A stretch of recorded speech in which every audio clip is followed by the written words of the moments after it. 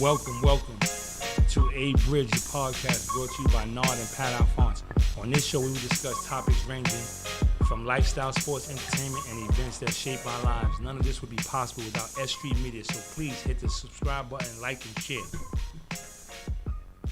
It is because of them, our families, and the loved ones that all this is possible. So today we bring to you episode 4. How are you, Pat? My man, no, what up, baby? Everything good? Nah, that's cool, yo. Happy to be back. That's what's up. Today is going to be crazy. We got something real different for you. Today we bring to you something real rare to us. The only person I know that does this personally is Nana Saunderson, a New York City fireman. So we have him for you today. Nice, welcome, Nana. Nice. Thank you. Thanks for coming, Thank you for having me. Nah, this is big, man.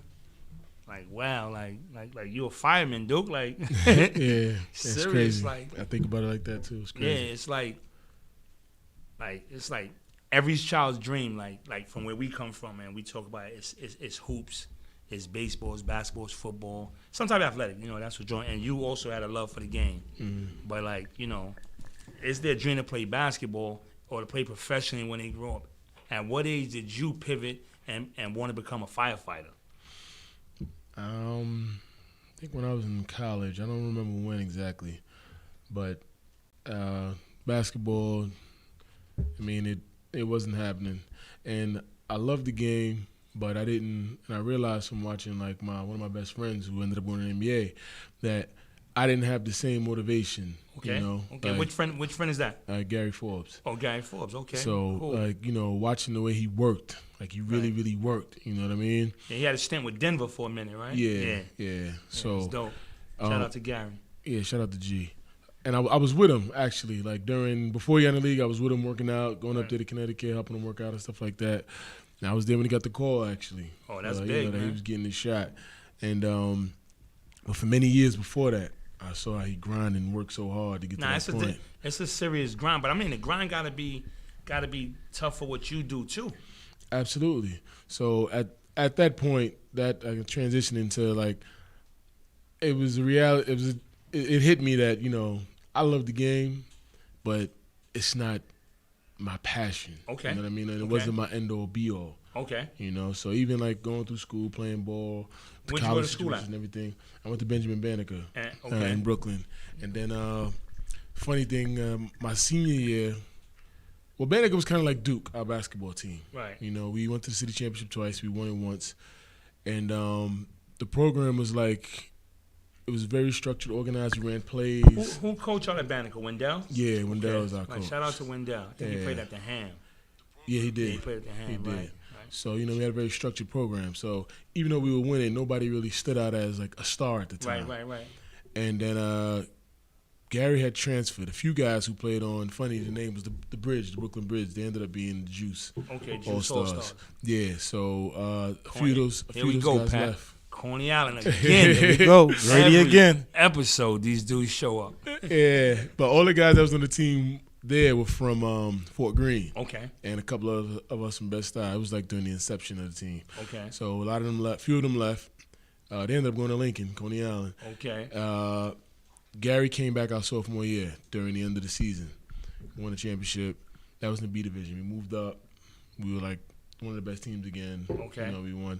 But his junior year, he went away to basketball camp. And our coach, Saunders, was like against that. Like, nobody go to camp, stay here and work out. Yeah, and playing AAU as well. Right. But that's where you make your name. Right. You know what I mean? So G came back. He's like a ranked shooting guard in the nation, like number 5 or something like that. Yeah, so you got no choice. Right. It's like, yeah. because he was like, oh, I'm not playing him when he come back. Of course you're going to play number 5 shooting guard in the nation. Right. So I brought more attention. And then my senior year, I went to basketball camp. And then I started to make my name. I went to Easton. You know, I made one of the All-Star games and everything. Nice. And coming back home, I ended up, I got stabbed a few times at a party. Yeah. Wow. So going on, it was like, it's not going to be any basketball right now. Yeah.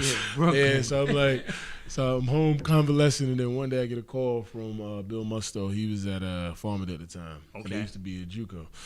So they went 4 years. He called me and he's like, hey, is this Nana Saunderson? I'm like, yeah, it was this. He told me who he was. He told me the school. Right. And I was like, well, my situation right now, before I could finish, he was like, yo, I heard what happened.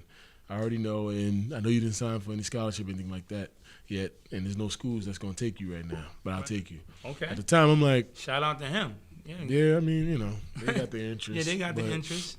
So, but at the time it was D3, and my mom was like, "Well, I'm not gonna go play ball D3. I was just getting recruited to go D1." Right. And I was like, "I'm not gonna pay, you know, to go to a school because I wouldn't get any aid. I'm not gonna pay, have to go to class and play ball." Right. So I actually went there for a semester, got healthy, worked out, and everything. Left. I went to Globe. Okay. And after that, but at that time, that's when Globe was like coming on the scene, right? Globe. Nah, Globe was on the scene already. It was on the scene already. Yeah, okay. The name got kind of popping. Okay. And it's funny because when I went to check them out, because they kept sending letters all the time, and I was like, I'm not gonna go there. But then I went one day, and a dude that I was in camp with, I remember he was like one of the best players there, Jamal Warren. Shout out to him. He ended up playing in Cincinnati. Okay. And shout out to Jamal Warren. A couple other dudes who played big time. I guess they were having issues at whatever schools they went to, and they came. And we was like, yo, what's up? I was talking. I'm like, all right, well, to hell with it. We all gonna go here. Right. Went there. We had a crazy season. Season ended bad. It ended like it was a playoff game. The way we lost was just ridiculous. Wow. So our coach at the time, he wasn't a basketball player or anything like that. He just had a job. Inherited it kind of. Right. Yeah. Right. Okay. So his outlook was like, oh, I know next year, you know, this is gonna be a totally different program. Blah blah. I think all you guys should leave. And it was just like I don't want to be here. Right. Transferred out of there. I went to the life of a basketball player, boy. New York City hooper will transfer, dude. All right, so, but he made it clear like you should. This is what he was saying. Now, it almost seemed like I was going to inherit the team next season. Like, all right, it's my time. Because I was the only freshman who was, like, playing the minutes I was playing. Right. And I was doing work. I was, you know. So he's like, I know you think it's going to be your team, but I'm recruiting over you next year, and you probably should go. I don't know. He was trying to threaten me with something. Because then when I saw him in the summer after that, he was like, yo, where you been? And I'm like, yo, bro, you just basically chased me out of here. to bounce. Yeah. So the guy who was getting all his players D1, Kev Jackson, he calls me one day. I never met him. He calls me. Queen, right? Yeah. From Queens. Elm Court. Kev's my man. Yeah. Right. Kev Jackson. So Kev, he got his whole spiel. He's giving it to me on the phone, and you know, Kev can talk. Yeah. So I'm like, all right, let me go see what's going on uptown. And one of the guys, so I played in the bridge with, who went to Banneker, who transferred out. I think he went to Northeastern or Northwestern, one of them. Whatever happened with him, he ended up coming back. Jamal Dart, and I saw him there. And I'm like, damn, like, you know, we both come full circle to the same stop. Right, wow. And then we visited the school and everything. You know, being young dudes, we saw it was a bunch of girls in there. Right. Know. Definitely know what y'all like. It was a bunch of broads. I had just got a car, I had an Acura and everything. So I'm like, listen, I don't mind coming up here. Right. And I got the whip. What's good? He was like, yo, if you go, I'll go. I'm like, fuck it, we going, you know.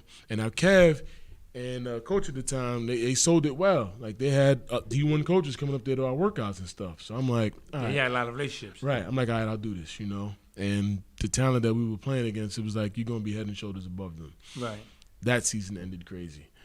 Everybody fell off except for me and this other kid. Wow. So, yeah. Got to take these academics serious, people. It was a brand new coaching staff. It was their first time coaching. And it was kind of running amok. So, towards the end of that, I still had a couple looks, but it wasn't anything that was sure yet. Okay. You know, so I was gonna. Started considering a career at this time. Not even. No. I had my paperwork in at UMass because I was like, all right, I'm gonna go there. I had worked out there, and I was like, all right, I know I can play here, and if not, I'll be there because G was there, and another one of my best friends was there. So I'm like, all right, we're just gonna be here running amok, and I would go back and forth up there anyway, like. When I was in Jamaica school. Plains and all that. It's a good look up there. Yeah, so we were up there bugging out. And then I had a situation at home, man. I had a wild brawl that turned into something crazy. And weapons was found and everything. That lamb turned into a real tiger. Right. So then I ended up going through that situation. And I was like, man, every time I take a step forward, something happens. Right. So I took some time back to regroup, get my situation together, because I was going to court back and forth for that. And my father, he was in the music. One of my uncles is one of the people that invented house music. He's one of the 3 guys that created house music. That's dope. So my family had a little history. I mean, you could dance. I mean, yeah, I can dance, but it ain't got nothing to do with the house stuff. So my father, when my uncle blew up in house music, he was like, all right, I'm gonna try his hand. His things weren't going the way it was, so he figured, like, I guess, it was like, I'm going to pass it on to my sons. Right. My younger brother started making beats. We had, like, a full studio setup, like, legit stuff. We built the booth, all of that. my brother made beats one day, and it was like real good. I rapped over the beat. Now I always would like to rap and all that. Okay. I wasn't trying to be like some superstar or what it was, but I liked rap and I liked bars, right? I wasn't like a song maker, right? That's what My it was. man I had bars. Like I was with him just like battle rap and all that. Okay. So my father was like, yo, this song is good, man. Y'all should try to go with that. So we started pursuing that. We was, doing a little something. And at that point I was just like, all right, I'm not even thinking about ball right now. This is what it is. Right, I just fell out of it. It wasn't like something turned on and was like, this isn't working. Because I still could play and I was still getting better. So it was like, I'm still going ball, And so then it was during that period, and it had crossed my mind before when I was in school about the fire department. Okay. And there was a big lawsuit with the fire department. They had a racial discrimination lawsuit. Oh, wow. So they weren't hiring for 10 years. They had a freeze on hiring for 10 years. So during that period. So it was just for the good old boys at that time. Yeah, that's pretty much, Well, yeah, it's a long story because there was some discrimination in hiring practices. Right. A friend of mine's mom was like one of the first female firefighters. And she went through a whole ordeal. It was like a big thing before she went in. So yeah, I believe it for sure. So one of the guys, my brother went to school with his daughter, but at the time I didn't even realize it. He was in the gym. He'd always be in the gym. We worked out, and he was just adamant about, y'all brothers get out there, take the test. Like he was serious about it. He was driven about it. Every day he saw you, he was going to bring that up and make sure he talked about it. Right. So it was a guy whose family, and I saw him one day. He was on the job. And I was like, yo, what the hell? I saw him like, responding to something. And I was like, yo, I know you was doing this. So we talked about it. He gave me the spiel about how the job worked. And I was like, damn, that sounds perfect for me. So I went, took the test. And I didn't really know how serious it was either at the time because, I both of my parents were educators, so I grew up in education was important. I was fairly intelligent. And fairly? Yeah, I'm saying that to be humble. Modest. Okay, appreciate fake humble. So that's a good look. I went in there, took the test. I got 100. Nice. And what I didn't know was at the time, after I got hired, if you had a 98 or less, you probably weren't getting on the job. Wow. Is that universally or is that minority? No, that was universal. Universal. Because that many people took the test. Because there was like a secret before, about that job. Once this cat was out the bag, everybody in the world was like, yo, I want this job. They're taking that test. Right. So if about 40,000 people took the test, about 5,000 people got in between 110 or 115 to 98. Okay. And they weren't hiring that many people. Right. So you had to, score high enough. So when I look back at it, I'm like, damn, maybe I should have studied just in case. Right. I didn't. Fortunately, I scored high enough. Okay. Yeah, I got on, and then it was academy was rough ordeal. I wouldn't want to go back to, but the job is great. And rough in a sense that the rigors. I was always in shape, so it wasn't so much of that, but it was the conditions. You know, you were there from sundown to sundown. You saw no light. Like you had to get up 4 a.m, get over there. A lot of studying because it's totally different. It's a totally different thing. A lot of studying, and I was in there in the winter, so we out there. You dealing with water and all that stuff, and climbing ladders and doing all that. It was very physical. What's one of the biggest misconceptions about a fireman? It was a misconception I had. Let me say that. I don't know if everybody else has it, but to me, a firefighter was like an easy job that anybody could do. It's like, it's shoots and ladders. You go in there with water, you go in there and grab something. Right. But it's a little more scientific than that, And I learned that going in. I was humbled actually by like the first exam, and they're like, "Yo, guys should study. Just give yourself a heads up." I'm like, how hard could it be? I go in there. Next thing you know, I'm like, "Oh shit, I got a 50. I don't even know what I'm looking at." I'm like, I don't even know what this is. It was like looking at Arabic. So then I had to all right, let me actually know what's going on. Yeah. Okay, that's cool. But like, was there another profession that you considered before a fireman, a safer profession? Yeah, I always thought. Not always thought, but even when I was in high school playing ball, my mind was like, yo, I want to be a lawyer. I was a history buff. My father was a historian and author. Shout out to your dad. Yeah, shout out to. That's big, man. Shout out to Mr. Saunderson. That's big. I didn't want to. I definitely thought I was gonna be a lawyer.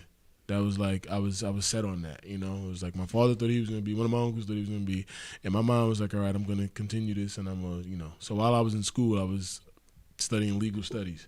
Okay. And I enjoyed it and everything. And then when I found out that it's not like TV, and it's like, one of the professors was like, you barely go to court. Court is like one of the last things you do. All the work is done outside of court. Right. The footwork, the paperwork. Right. So all the stickies in the book, like holding all the motions. That's what you call it to do. Yeah, paralegal and do all that stuff for you. But yeah, that was something I would have done. And honestly, to this day, had I not gotten this job, I probably would have ended up doing that. Yeah. Okay, that's big. Yeah, that's dope. And had you dove into that, would it have been like on the defense side, like or prosecuting side, like? Yeah. Well, one thing I learned, you went right to criminal, but yeah, that's actually that's what my mind was like. Nah, that's where the money's not. That's where the money's not. Yeah. Wow. So, and when I learned that too, I was like, the money's business law, contracts, real estate, stuff like that. So even though one of my better classes was wills, trust, and estates, the thing I thought I wouldn't have been interested in, right. Coming from where I come from is like, yeah. And that's an actual course, wills, trust, and estates. I mean, yeah, that's one. Right. Okay. That's good. Never heard it wasn't law school, so right. I don't know what goes on in there, Okay. But yeah, I was. I thought I would be a criminal defense attorney. So I'm like, I like proving points. That's who I am as a person. Like, I like proving points. So, and one of my attorneys was like, listen, on a regular basis, the average criminal defense attorney doesn't make that much money because criminals don't have money. That's why they're doing money they're doing crime half the time. Right. Unless, you're defending some big time gangster or somebody like that. Right. Yeah. But so, I was just like, oh damn, well, whatever. I still would have pursued it, but like I said, this job came first. Yeah. Right. How is the culture overall in the job, especially like with the climate now in the country? Because I was telling Pat, like, it's funny because I know you probably heard this before and see it, like no one's never seen a T-shirt that said like "fuck the fire department." Right. Like everybody's seen it like "love you guys." You know what I mean? So like, how's the camaraderie with you guys now and like the police department? Well, that whole thing about like fire versus police is always like kind of a myth. It's actually the same set of guys. Over-exaggerated. They got the football game. The football game. Heard they also have like the smokers. Like you can they call each other out and they have boxing matches. Yeah, we have a boxing match too. Like, you have one of my guys fought in there too. But they have the boxing matches and they have competitive sports. But as far as out in the field, and out in the world, it's the same guys. Okay. Some guys actually used to be cops and they came over to become firefighters. Okay. So it's the same group of guys. But there's no beef there. Okay. Between, that's between those good. guys. I mean, I'm just saying, like, you guys, like, risking your lives, like, I mean, really, really doing great things. Like, even like when you're working with the kids, like you guys are awesome with those trucks. I never seen y'all smack nothing. They drive mad crazy. Oh, it happens. Like some accidents happen. Wow, but those joints be moving. Yeah, but dudes definitely skilled drivers. Right. Yeah, but like just like what y'all do, I commend you. I commend you. Your brothers in arm, like that's serious. And like schedule wise, like how does that work? Because we hear, as people in the public, we hear like different things. Like you guys work 3 days, off 4, work 4, off 2. Well, your schedule really is. Ultimately, you end up working 2 24-hour shifts throughout the week. That's just if you keep it basic. You do 24 hours, then you get like 2 or 3 days off, then another 24 hours. Okay. The schedule is real malleable, so you can do whatever you want. You can work something out with somebody. Right. It's a little more intricate than that because there's there's groups, and whatever group you're in, like you get assigned a number, and it's like the inverse of somebody else's number, and y'all can work schedules out. Okay. So you can set it up to where you work one day or no days that week, but you got to work more the following week. Yeah, so it's a very it's camaraderie. So you guys really like work with each other because everybody has families. Yeah, and things that you're definitely gonna work something out. You always pretty much work something out. If something's needed, I'd say 90-something% of the time it works out. What was it like the first time like you were on a real call? Well, a real call or a real fire? A real fire. Let me say that. I was gonna say because first, the fire department deals with literally every single emergency in the city. So if somebody calls you because their ceiling's leaking, we end up going there. Right. We get called to so many things that there's nothing we can even do about Right. But we'll still find a way to figure out, something to do. But for the smallest things, or somebody needs to be carried down the stairs because they can't walk, we go to every single thing. Right. So it's more than, matter of fire, I'm not going to say it's the least of it. But it's some other things you'll do more than fires. Okay. But my first fire, it was just exciting. It wasn't like a crazy, ripping, death-defying fire. My very first one was like, it was fire inside the ceiling. And, I ripped the ceiling down, and you see the fire. And Did you hear my man? What you did? I mean, you got. What you did? Say it again. You have tools. And you rip down the ceiling down. You open up the ceiling. You open it up. This is my Luke Cage right here, man. You open it up. Ceiling down. You open it up to see what's going on. I saw the fire, and I'm like, oh shit, Lou, there's fire in there. Pour down the ceiling, and then you expose as much of it as you can to make sure it didn't travel. See how far it traveled. Then the guys come in with the water, and they put it out. And like how much is that? Like, what's the weight on that? Like that hose, like. The hose, I think, is about 135 pounds every 50 feet. Okay. And average fire may take you about 4 lengths. The length is 50 feet, so let's say about 200 feet. Okay. And it takes a few guys to move that. It takes quite a few guys to move that. So what you have is 2 units. You have the ladder, what we just called the truck. Okay. And you have the engine.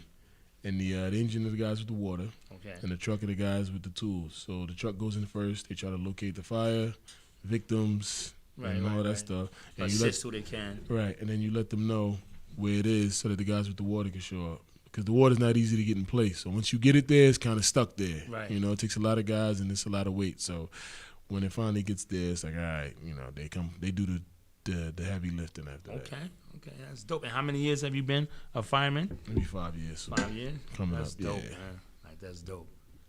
And what? And for them, is it 2050? Is it 2555? Like, what's the retirement? It's different because like the guys right on the contract before us, theirs is like 20 or something like that. With me, it's like 22 and a half. But it switches and it varies. All right, so like you risk your life by running into buildings. Have you ever panicked or hesitated during a real fire? Nah, that's never happened to me.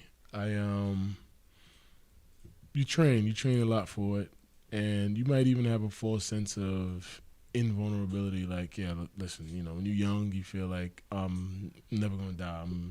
Right. But also, you trust and rely on your training. You trust in the people around you that they're gonna, everything's gonna work out the way it's supposed to. Right. I've had moments where I realized, oh, this is how things happen, but I didn't feel like I was in any danger. But I was in a situation where I'm like, oh man, this is how things happen. Right. It could have went the other way if everyone is not in one accord. Or if you just, because I feel like some guys are a little extra gun ho, because like on our job it's something called salty. So salty is like a guy who's like he's been to fires, or he's experienced and stuff like that. Even if you're a young guy. So if your helmet is like black, it's like, oh, that guy's salty. And you may get a sense of respect that you may not even deserve. You might have just been standing in the door and the smoke came out and hit your helmet. But you get salty. So there's a situation where like I found a fire, I was by myself, and I could have went over there and be like, all right, let me get my stuff burned up. And they could be like, yo, that guy's been, and I feel like some people probably do stuff like that. I wouldn't know. Right. But and you can't see. Right. That's another thing about fires people don't know. Like, it's not like TV and the movies where, you see everything and you find bodies. Most of the time, you can't see at all. And I really believe that because early on in TA, they used to give us a simulated car like with smoke, and we had to reach out and touch the person for us. Like, you really couldn't see once that smoke is in the train. And was that smoke white? I don't know, man. I was just following the person in front of me. Nah, because there's also a difference, like, because when a good fire that's really going, the smoke's gonna be black. Okay. So, So the white smoke means what? It's air in there? Nah, white smoke means the contents that's burning aren't really like, that crazy, or that there might be something natural, clean. Like yeah, but it could just be like wood, or right. Or like I said, the fire may not be that crazy yet. But if it's some like artificial chemicals and things like that, then it'll burn black and you can't see at all. It's like my first guest, but I really got to go to my questions, man. Yeah.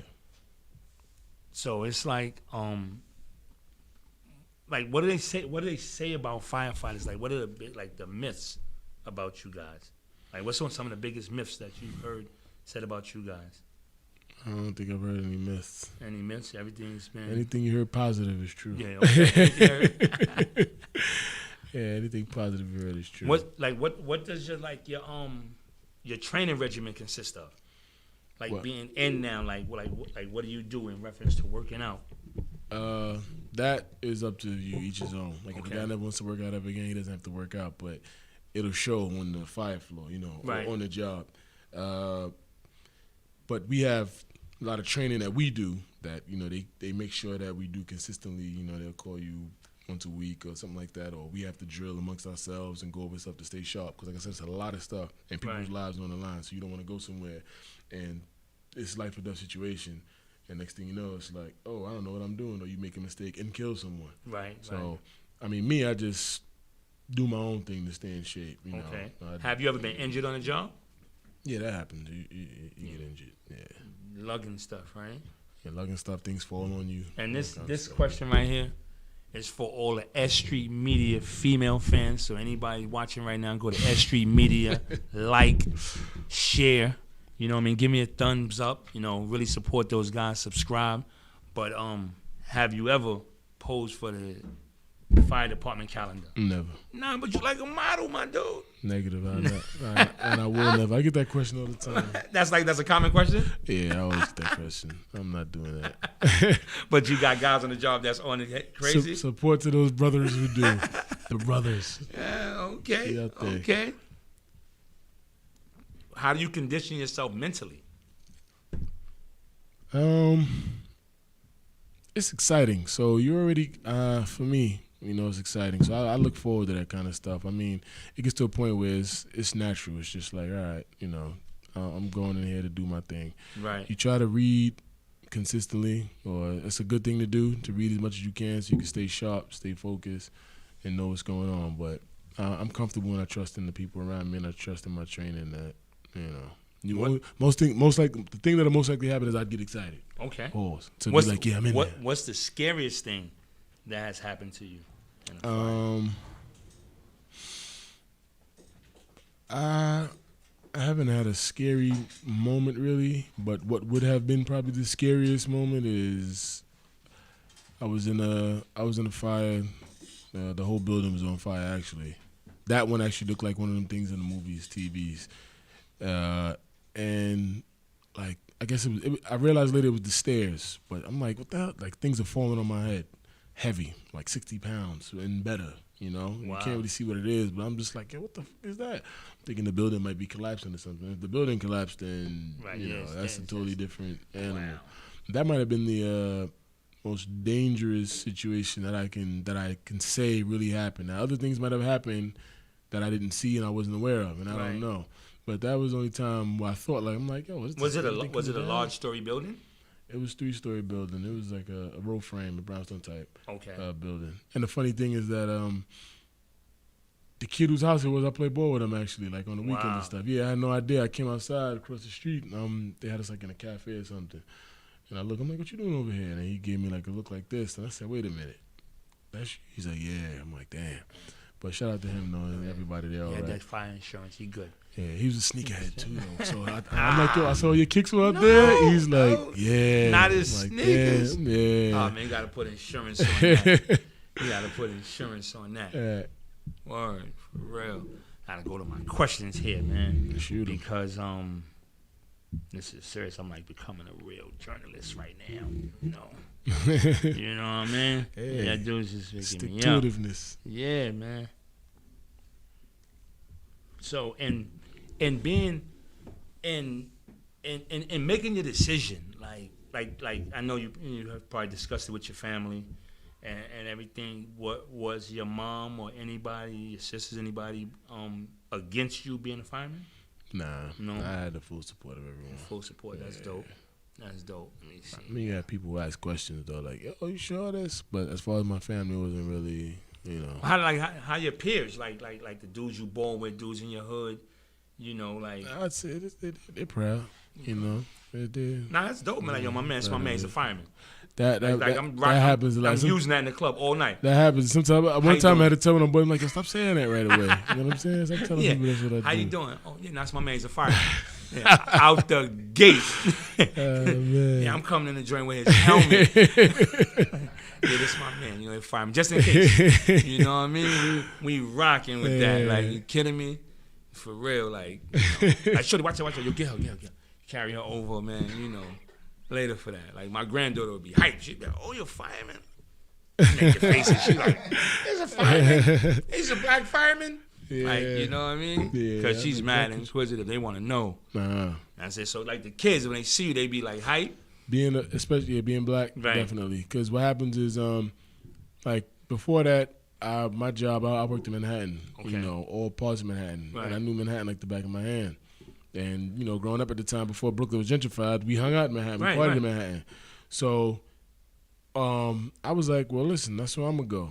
And, you know, at the time, before I got on the job, like a little bit before I got on the job, when I knew my time was coming close, I was single and I was like, yo, I'm gonna go to Manhattan. That's, you know. Right. That's where it's at. Right. But as I'm in the academy, and the job is, it's a generational thing. So a lot of guys who grandfather was a firefighter, their father's a firefighter, they're a firefighter.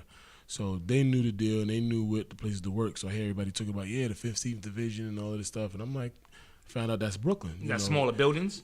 Like when you say like nowhere to work, like in the city, there's a lot of high rises. Neighborhoods. Okay. So usually poorer neighborhoods have more fire and work. stuff. Right. So you know, and you got all these guys who, you got Irish, Italian, and all these other guys who come from other places, come from Long Island, Staten Island, stuff like that, and they want to come work there. And I'm like, well, this is my neighborhood. This is where I'm from. So you know what? I'm going to go work there. And that's where the action was anyway. Nah, that's dope. You know? That's dope. And at that point, too, I also didn't have much of a say. So it was like people who could size you up during the academy, they know where they're going to send you. So they sent me to one of, like, the, I guess, busier places on the job. So, and do you think that was because they felt that you were really equipped to do it, or because they felt that the pressures might get to you? No, they sent me to a place where if you couldn't handle the pressure, you wouldn't survive. Okay. Yeah. Wow. So they sent me to a place that's supposed to be like one of the, you know, tougher houses. But it actually, like, they actually, before you even got assigned anywhere and knew while you were in the academy, they always referenced my house as like, yeah, you guys, you're going to mess around and end up at this place. And, you know, and they like made it seem like it was a scary place.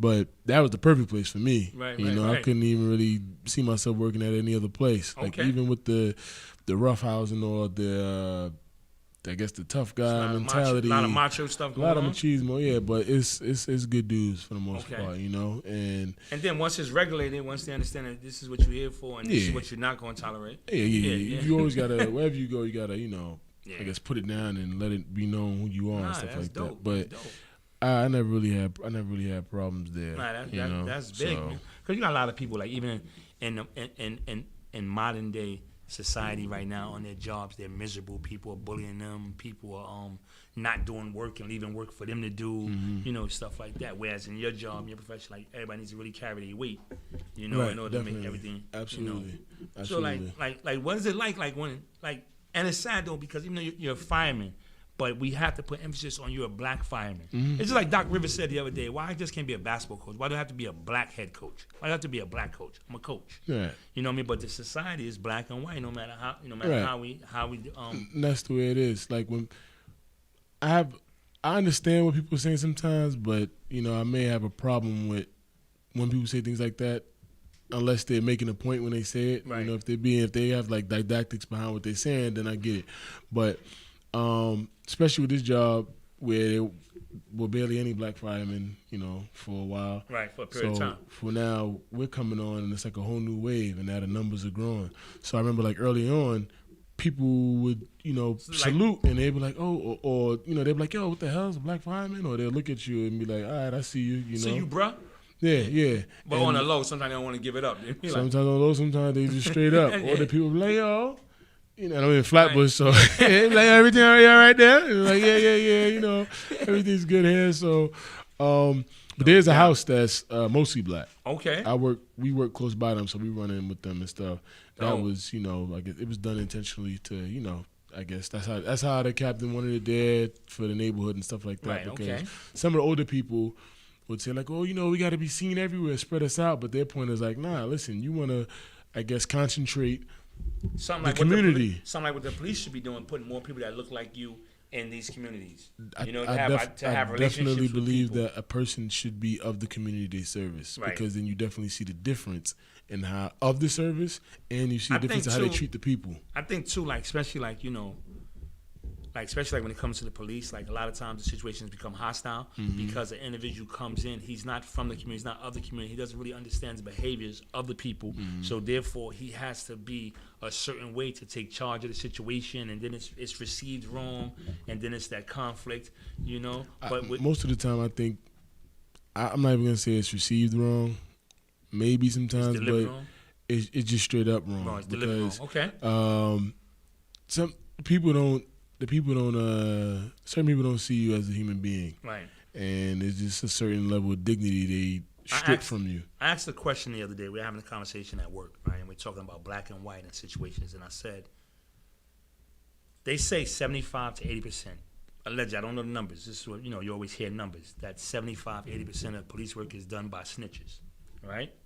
Then when the police can get something done, their argument is that they're not getting any community support because the community is instituting like the no snitch policy. Like they don't want to assist, right? That's the argument for not getting something done, right? But then when you look at what's going on, you know what I mean? Like prayers out to Jacob, was Jacob Blake, right? Jacob Blake, his family, prayers go out to him. But then when you have a situation like that, or a Breonna Taylor and stuff like that, and then a cop watches someone kill someone, choke them, put their foot in their neck, whatever, and then they don't step up and say anything, isn't it at that time that the police are now instituting a no snitch policy? Absolutely. Right? So that's what the whole blue wall is. Right, it gets misconstrued. But I ask like all the time, like, after you swore to protect and serve and become a police officer, at what point did you stop being a human being? Well, like I said, it goes back to the people who are doing the job, Right? Because being where I am now, I see things from a totally different perspective, right? And I always tell my friends that now I'm in a totally different position where, growing up ensconced in a black neighborhood, where everything around you is either black or some other kind of Another minority, right? Another shade of brown. I was trying to refrain from using minority, but other people, right? And that's the bad thing with minority too, because when you hear minority, they talk about us, but a minority is anybody that's not a white male. Right. So, like the definition they use now, right. But technically, it already has a negative connotation to it. Right. But so that's a whole different thing. Topic. But Understood. so you don't really, see white people, and then if you do, it's usually at some job where the people are holding their tongue, or they may be somewhat being liberal, reserved. or Right. they're in a professional environment to where it's a totally different world. Mm-hmm. Where I am now, it's like everybody keeps it funky, and you see the difference of those people. Have you had to ever check a coworker for his behavior? I'm talking about in reference to like being I wouldn't. I don't want to use the word racist, but I mean that's what it is. You could use the Right. Guys are careful. Guys tread a certain way, Uh-huh. and guys will do when you're around. There's certain things that just won't happen. But Understood. both ways, we're honest with each other, and people they are who they are. They're gonna say what they're gonna say. But being there, during the election, during like the Trump election, you see things a little different. And I mean the numbers out there now though, like how people would have never thought that, especially in a place like New York. But then when the numbers came out that Staten Island voted for Trump, right? Now I don't even get involved in the political stuff. Right. I do my research, I do the knowledge, but I really don't think that it really changes anything, Okay. at least on a grand level. Right. So I say to people all the time, I'm like, no matter who was the president, your life has probably been the same, right? And they're like, yeah. I'm like, so. And it's a whole different system that's incorporated that runs the show. Right. But so that going back to saying, I see the other side now, and I see how these people think. I see how some of these people feel. I see what the real deal is. So I would say I feel like it's an asset because I'm not hit, I'm not blindsided by certain things, and I like to harden myself to a lot of things. Okay. And this place helps me do that, Okay. So there's some people that will just justify anything, as long as it's done by a certain person.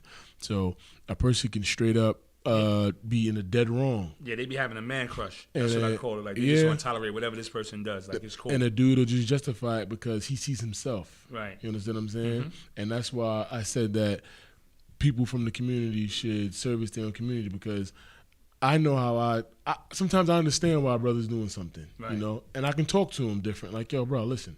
And we can have a different rapport, and I can de-escalate the situation that way. Or I can help things move along that way, as opposed to right away a person's like, this fucking asshole, who the fuck you think he fuck? And now you already looking at him like, yo, who the fuck is this white dude talking to me like that? And things get crazy. Yeah, and you know what I mean? It grows. But now a person, if you're a white guy talking, you see another white guy, you like, oh, you know, that's just little Johnny or Timmy or something. You know, you treat him with a totally different set of gloves on your hands.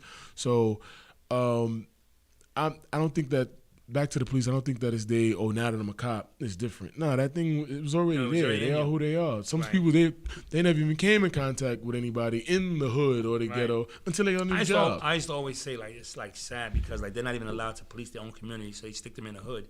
So therefore, they like, you're not even worthy enough to police your own kind. And then they put you in the hood and everything, so you angry, and it creates situations. Well, they have their justifications of why they don't want to put people in their neighborhood and stuff like that. But then if you look at small counties and towns where the sheriff, the whole family lives, lives on the block, you know what I mean? Right. Hey, Jerry. Yeah, like you can go to the sheriff's house. Hey, sheriff, listen, you know, the guy next door, blah blah blah. But I definitely think that that should be changed, because it's a different respect and it's a different love that you have for people that you recognize and that you know. Because I see the disparity in arrests. You know what I mean? A lot of guys, I hear them tell stories now about, this time I did this, and they do a lot of crazy shit that I'm like, what? And I'm like, I would never do that, because if I did that, I'm getting 10, 15 years. Yeah, absolutely. But you do it, the guy's like, he's just a knucklehead, yeah. or he knows his nephew, like the or he knows his uncle. Dude, right? Like he was, trying to stop the people, right? Like, this bullshit. Yeah, that's another, that's a whole other, that's just America. That's just how that is. Like, you know? what can we do, like, like on a grand scale or even locally, like, what can we do to like encourage more young African American men and women to like pursue the career of a fireman, firefighter? One thing for sure is that the work was being done. It was being done. It is being done. You know, before the pandemic, you're out there recruiting. You're out there trying to, encourage people to take the job, or at least enlighten them to what the job is like, the perks of the job, and what you're really doing. And it's up to them if they're going to take it, I mean, you can try to guide, or I don't want to say persuade, but, convince them like, this is something to do. Right. But like a recruiter. Yeah. Right? That's, sell you the story. That's officially what it was. You had doubt. people out there recruiting, trying to get people to jump on the job, Right. So that's, it's a great job, man. It's a great job. Salute to you, man. It's big, man, and like to know you and to like see, because I used to like see you play and everything, because like all y'all guys, y'all came up after us playing, and we still love the game, so we at the games and I'm watching you, so you making a move, and the guy's like, yo, he's strong as hell. I'm like, dude, he's a fireman, like he's supposed to be strong, and they like, ain't no fireman. I'm like, but he's black. You know what I mean? I'm like. Definitely. I'm never having a conversation with this dude. A lot of people didn't know, and I didn't let a lot of people know, and then people were always surprised, like, yo. I remember I used to see people while I'm working, they're like, yo, come on, son, I ain't know that, I didn't put that out there too much, because they like to regulate things you do too, because you always, no matter what, at this point, you're always representing the job. You're always representing the department. Right. So there is no real off duty. If I do something crazy right now, the first thing the paper would say is New York City fireman, and then my name. Right, absolutely. So that's how that goes. Oh, it's crazy. I'm going back to my notes here, trying to stay. Especially in these times. Yeah, these times is different, man. Okay, so like as a firefighter, like you've traditionally worn a mask to protect yourself.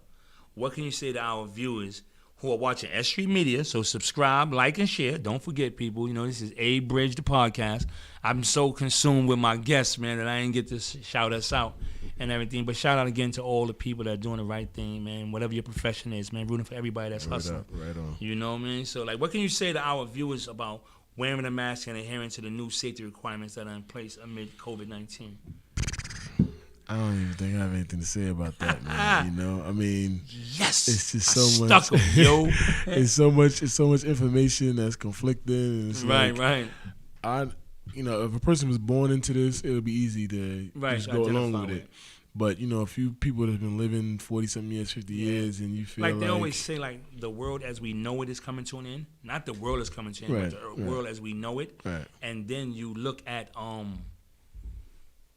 everything that we knew is no more, like gentrification, bike lanes. Remember, dudes was getting smacked. Right. Then once they moved to the hood, now it's a bike lane. I'm like, yo. I used to be buck wild on my bike against traffic, Atlantic Ave, no brakes. Yeah, Nah, I you was different. You bugging rode out. on Atlantic Ave, you different. Yeah, I was bugging. Nah, seriously, no brakes too. I was wild. I was acting like them at Atlantic Ave. And I'm waiting for the light, and I'm going across, and I'm going down Dean or Pacific.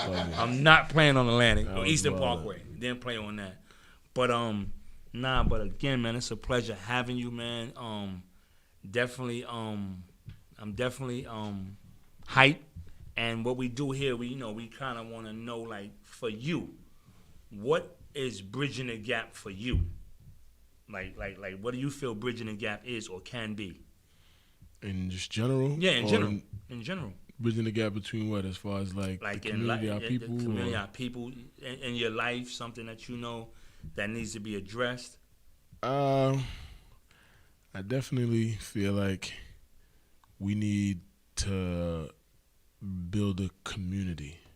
See, we have neighborhoods, but we don't really have a community. And bridging the gap would be a lot of jobs or careers or things that directly affect our community. We need to take those spots. Right. Growing up, and I was pool our money together and get some of these storefronts. And I was a person of the mentality of like, listen, I want to go to college, I'm gonna wear a suit, blah blah, this and that, and everything, And once my eyes were open to this kind of job, it was like, nah, this is it. This is what I need to do. Because you make damn near the same amount of money, as a lawyer would have, Right. So some guys make even more depending on what avenue you take. And it's a great feel at night when you close your eyes knowing that you truly made a difference. Absolutely. So that's big. I believe that we all live through gentrification at this point. Everybody from around here, and I never felt like I wanted to get up and get out the hood. I had a good time here. My grandfather owned a lot of properties, so at the time, so it was like, I saw what it could be. Now, somebody else came in and gentrified it, but we can gentrify our own community. So whether you out there in Maryland, Baltimore, all these other poor places that are being gentrified, because it's starting. A person from New York, I'm telling you, I've seen it. So you can get in on the ground, get your own stuff, right, and service your own communities too, because that's how you create one. Shout out on that note. You got to really shout out these guys that are doing that, like Karan Butler. He built a lot of affordable housing out in Wisconsin. Kevin George. Marshawn Lynch. He's been mad property out west. And, Shaq did so too, I believe. Yeah, like a couple of dudes. Warwick Dunn. Dudes built a lot of properties for affordable housing and help people, man. Right. These guys that don't really get the shout outs, man, and gotta really salute them. But like Nana said, like we really have to really find a way to really come together and band and be that force that we really could be. You know what I mean? That's big, man. But again, man, I want to thank you for coming, man. It's thank you for having me. It's a pleasure, man, and it's my firefighter friend. You know what I mean? Y'all pay attention. You heard? He's a firefighter. You dig? But definitely here at A Bridge, the podcast, we want to really get people to understand that me and my executive producer, my friend, my family, my brother, we love basketball. It's in our blood. But at the end of the day, we want everybody to understand, especially all you young people that look like us, we want you to understand that there's so many other things you could do that can help you be beneficial in this society, in this world, to your families. And here's a great man doing a great thing, and salute to him, man. Salute to all the people hustling, all the people doing the right thing. Salute to everybody that gets up in the morning, goes to work, comes home at night, go to bed, but does everything that they're supposed to do in between, man. Let me ask you a question real quick. Does this championship count? From this year in 256? No, Oh, not NBA? Tuesday. Hell no. Oh, yeah. Tuesday? Nah, we putting an asterisk next to this unless the Bucks win. If the Bucks win, it's official. It count. It's in the books because I'm a Bucks fan. This one don't count, Antetokounmpo. man. This one don't count. This one don't Yeah, count. it don't count, right? Nah, So it neither don't did the count. year the Spurs beat the Knicks. Nah, that counts. The strike that counts. season. 99 counts. That counts. That counts. I'm a Knicks fan, but that counts. That Come on, counts. man. That counts. So man. if my Bucks win, we put an asterisk next to this. That's what Hold you're on, saying? what you mean? First of all, how you a Bucks fan? You mean you're a fan of Giannis? No, I'm a fan of the Bucks. Of Sidney Moncrief, Marcus Johnson, Junior Bridgman. Spoke about him on episode 1. This dude is worth $600 million. He's responsible for feeding 11,000 people. He has 11,000 employees. He's the second richest basketball player in the country, in the world, behind Michael Jordan, and nobody know him. I'm a Bucks fan, baby. Yeah, you're a Bucks fan. You heard? You're a Marcus Bucks Johnson fan. used to work the dock out too. No, and shout out to Julius Erving, the great. But Marcus Johnson, they used to have wars. Junior Bridgman, Moncrief used to lock everybody up. All defense, 5 years in a row, 6 years in a row. So what was the best Bucks team to you? The best Bucks team, I'm going back to them, Marcus Johnson and them. But I like Terry Cummins, Alvin Robinson, and all that. You know, my boy Lee Mayberry. Shout out to Lee Mayberry. We got to talk. You know, it's my guy. What's the big man they had? Paul. Jack Sikma. We had With the Bucks. Jack Sikma. We had we had Jack Sikma because Tom Chambers was with the Sonics. We had Junior Bridgman, Paul Pressey. I got a best style shirt on. Talking We. about the Bucks. We. Yeah. The Crazy, Bucks is man. out here. Best man. style, Biggie shirt, Biggie face on the other side of the Biggie shirt. Talk about face heat on down with the that. Bucks. Y'all Biggie see that? Bucks. The Biggie Bucks, baby. Y'all already know what it is, Best man. style Bucks. Yeah. Shout out to all my entrepreneurs out there, man. Like I said, everybody hustling. Shout out to all the clothing brands. Shout out to Dirt Bomb Fresh, Brooklyn Empire. Shout out to everybody. NYMI. Shout out to my guy, man. Know this is gonna be a rough week for us, MI. But you know, stand strong. Shout out to Dope Moves Inc. Shout out to Ray Dollar, the whole Respect Life crew. Money and Violence. Shout out to Bar Boutique. Shout out to the boy Quan, working hard, doing it. Shout out to Bossy and Black out of Jersey, man. I wore that shirt last week. Black Kings, man. That's what we are. Facts. You know? So at the end of the day, man, you know, I just want to thank everybody for tuning in. Subscribe. Again, subscribe. S.STREET Media. For all your marketing needs, come holler at these people. They got an ill setup right here. Their promotion game is crazy. Their fan base, what they're offering is big. Like, no disrespect to nobody else, but we're in a real studio. I know y'all saw my man on the wall in the green screen. You know what I mean? So when he look at it himself, he's gonna be like, yeah, that's me. You know what I mean? This is big. You heard? Yeah. So yo, that's Appreciate you for coming through, bro. We out, man. You shout out like Yeah. a ball player too. You already All know. right, yo. Ah, Peace. right.